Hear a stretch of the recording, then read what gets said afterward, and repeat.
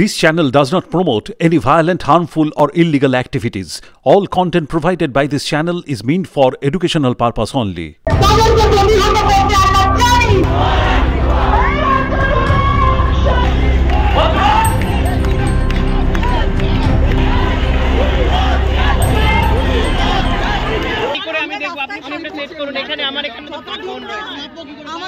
আমাদের বিভিন্ন রকম দাবি অলরেডি আপনারা জানতে পেরেছেন।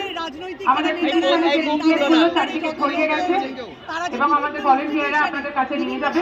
ওখানে একটা কিউআর কোড আছে, ওটাকে স্ক্যান করে আপনারা আপনাদের নাম দিতে পারেন এবং ওখানে আরেকটা জায়গা আছে, যারা নিজেদের নাম দিতে চান না তারা কোনো নাম দেবো না সেটাও অপশন সিলেক্ট করতে পারে, কিন্তু তাতেও ওই সাইনটা জমা করবে এবং সেটা নিয়ে আমরা আরো বৃহত্তর আন্দোলনের জন্য বৃহত্তর জায়গায় সেটাকে দেবো। এবং আমাদের ধর্ণা মঞ্চের এক্ষুনি অ্যানাউন্সমেন্ট হয়েছে, আমরা এখানে আছি, আপনারা যতজন পারবেন আমাদের সঙ্গে থাকুন, যারা নেই তাদেরকে, যারা আছেন তারা দেখে আনুন, আমাদের সঙ্গে থাকুন। এখন আমাদের মাঝখানে আমাদের আরেকজন সদস্য অভিজিৎ কিছু বলবেন। মেট্রোপলিটন সিটির মধ্যে দাঁড়িয়ে সব থেকে সুরক্ষিত জায়গা কি হতে পারে? হসপিটাল হতে পারে, থানা হতে পারে, যেখানে গিয়ে আমার মনে হবে যাচ্ছে আমি সুরক্ষিত। সেই হসপিটালে দাঁড়িয়ে যদি একটা ঘটনা হতে পারে তাহলে ভারতবর্ষের যে কোনো কোনায় এটা হতে পারে।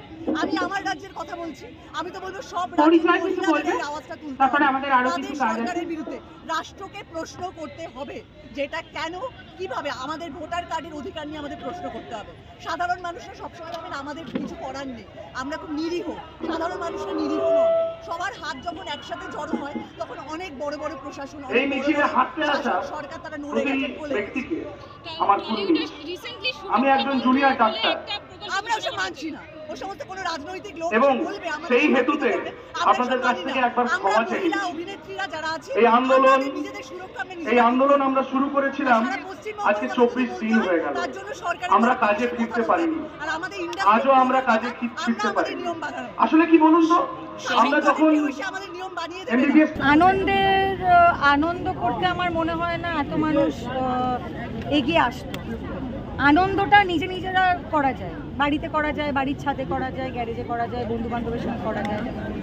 জনসাধারণের সঙ্গে মিশে প্রতিবাদ করতে হলে সেটা এভাবেই করা সম্ভব, এটা বাড়িতে থেকে সম্ভব না। আমি এর আগে আসতে পারছিলাম না বলে মনোকষ্ট বলবো না, মানে আমার খুবই গিল্টি ফিলিং, আমার খুবই খারাপ লাগছিল, অসহায় লাগছিল যে এতজন মানুষ, তারা শুধু নিজেদের লড়াই করছে না, যারা আসতে পারছে না তাদের ভাগের লড়াইটাও করছে। তো আমি মানে যেই মুহূর্তেই দেশে ফিরেছি এবং আজকে এটা হয়েছে, তো আমার মনে হলো যে একজন মেয়ে হিসেবে, একজন মেয়ের মা হিসেবে এই দাবিগুলো, যেগুলো ন্যায্য দাবি আমরা রাখছি, সেটা এইভাবে রাস্তায় হেমে নিয়ে চিৎকার করে গলা ফাটিয়ে করতে হবে। কারণ আমাদের রাজ্যের বা আমাদের দেশের এখন যা অবস্থা, ভয়ের ব্যবসাটাই সবচেয়ে বড় ব্যবসা হয়ে দাঁড়িয়েছে। সেটা রেপ হোক, মার্ডার হোক, র্যাগিং হোক, সমস্ত বিষয়, স্কুল, কলেজ, হাসপাতাল, কোথাওই যদি মেয়েরা মানে কি বলবো ভরসা না পায় যে আমি যেভাবে আমি মানে যে বস্ত্র পরে আমি আজকে এসছি, আমার দুটো হাত পা, আমার যৌনাঙ্গটাকে আমি নিয়ে বাড়ি ফিরতে পারবো। আর সরকারটা তো জনসাধারণের বাইরে গিয়ে সরকার তো নয়, সরকার তো আমরা সরকার গঠন করি। ভোটের সময় এখন সবাই আমাদেরকে যারা প্রতিনিধি, তারাও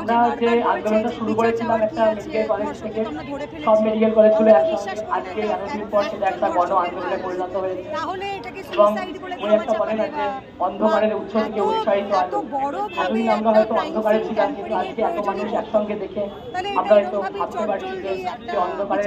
আমরা আলোর দিকে হয়তো পৌঁছালেও পৌঁছাতে পারি।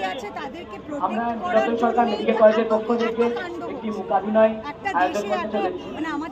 এখানে যেহেতু সম্পূর্ণ বিষয়টাই একটা সুপ্রিম কোর্টের আন্ডারে আছে এবং সিবিআই তদন্ত চলছে, কিছু ঘটনা আমরা নিজেদের অনুমান মাফিক করেছি, সেগুলো কাল্পনিক নাকি বাস্তব সেটা আমাদের হাতে না, সেটা যারা জনগণ আছে তাদের ওপর দায়িত্ব দিলাম, তারা সেটা বুঝে নেবে। অনেক ধন্যবাদ।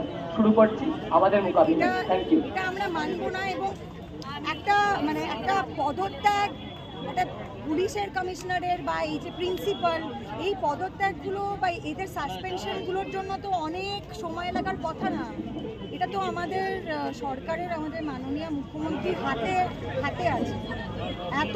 আর আমাদের তো এটা একটা বিশাল, আমি বলবো প্রিভিলেজ বা লাভ যে আমাদের রাজ্যের মুখ্যমন্ত্রী একজন মহিলা, তার কাছে তো আমাদের দাবিটা বা আমাদের চিৎকারটা অনেক সহজে পৌঁছে যাওয়ার কথা। এটা খুবই আনফর্চুনেট যে মানে সবাইকে রাস্তায় নেমে আমাদের এটা চাইতে হচ্ছে। নাইট শিফটসে কাজ করার জন্য মেয়েদেরকে নাকি সেখানে অত রাখা যাবে না, কম রাখতে হবে, বা এরকম কথাগুলো বারবার করে উঠে আসে। এটা তো সম্ভবই না, এটা কখনোই সম্ভব না। মানে অন্য কাজের ক্ষেত্রে হলো একটা হাসপাতালে তুমি মহিলা ডাক্তার রাখবে না, নার্স সায়াদের কি করবে?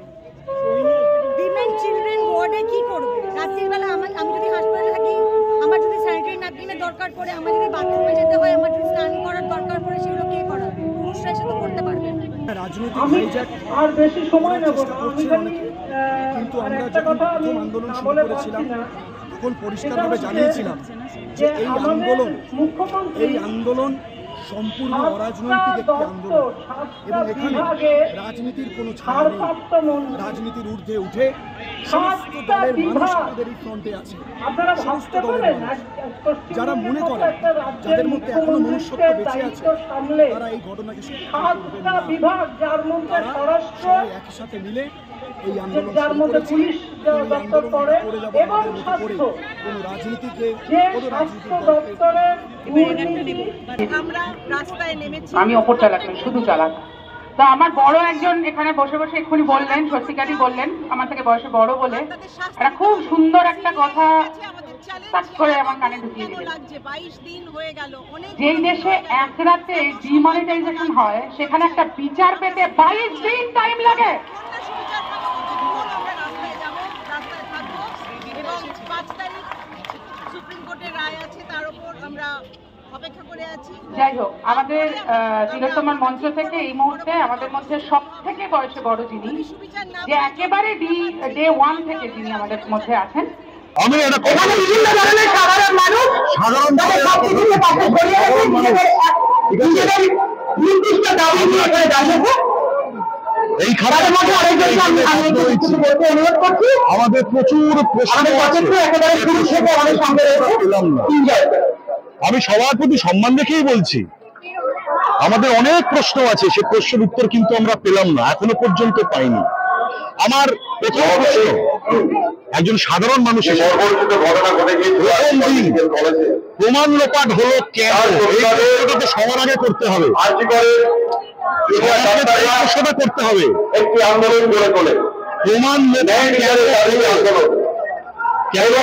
আন্দোলন হলো কেন এই সাধারণ করে এইভাবে অন্যায় ভাই সাধারণ মানুষের মধ্যে ছড়িয়ে গেছে। এর ভেতরে কি আছে আমি কারণ থেকে বলছি, এই যে অন্যায় ঘটেছে এই ঘটনা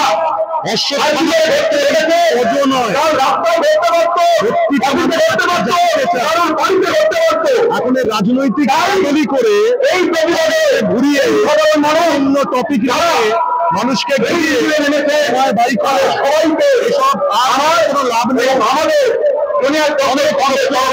উত্তরগুলো পাবো, তারপরে এই সংগ্রাম একটা জায়গায় আমি বারবার বলে যাচ্ছি,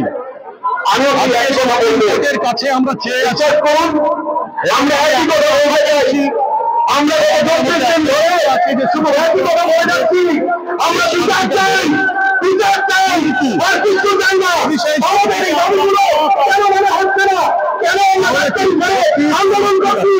অনেক দিন হয়ে গিয়েছে, এখন অব্দি আমরা কেউ কিছু বুঝতে পারছি না কোন দিকে এগোচ্ছে। কি মনে